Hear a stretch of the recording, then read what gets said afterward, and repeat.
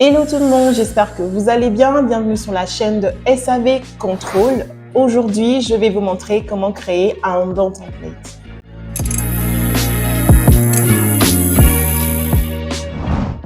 Maintenant, nous allons voir quelle est la structure d'un don template.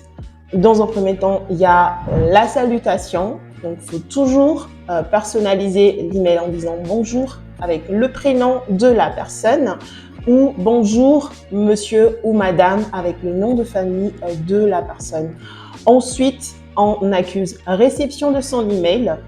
Soit on dit juste « j'ai bien reçu votre email » ou « j'accuse bonne réception de votre email ». Si c'est un mail où un client est très satisfait, par exemple, ou s'il souhaite juste nous remercier par rapport au service fourni, on peut lui remercier de l'email.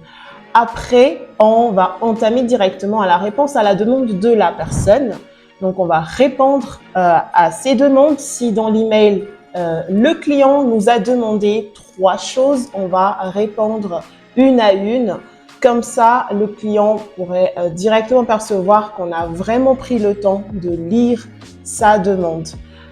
Après cela, si on peut directement anticiper aussi les autres demandes en fournissant plus d'informations, plus de détails et après, on peut aussi répondre aux éventuelles préoccupations que le client pourra rencontrer tout au long de son expérience d'achat.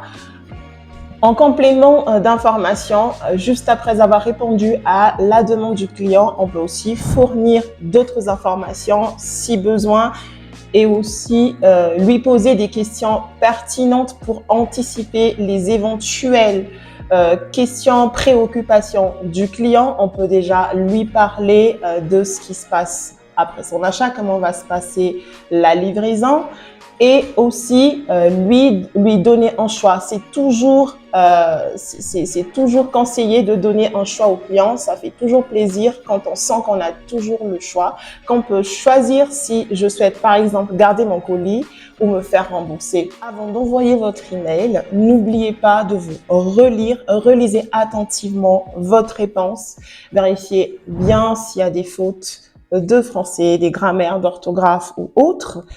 Et aussi la cohérence. Toujours vérifier si on n'a pas répondu à côté, parce que ça aussi, ça peut énerver la personne. Si une personne qui vous a demandé s'il pouvait passer commande et est-ce que ça va arriver en même temps que son premier colis. Par exemple, il y a un intervalle de 2 jours. Si la personne demande juste le délai et que vous allez lui annoncer qu'il ne peut plus annuler la commande, par exemple, là, c'est vraiment répondre à côté et le client risquera d'ouvrir un litige ou de dire que le service n'est vraiment pas top s'il en répond à côté de la plaque.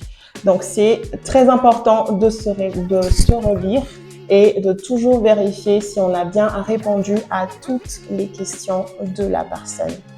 Merci de nous avoir regardé jusqu'à la fin. J'espère que vous avez aimé cette astuce. Je vous invite à liker notre chaîne et à subscribe afin de ne pas rater 2 astuces sur l'e-commerce et sur comment gérer son service client. Je vous dis à très bientôt. Bye bye.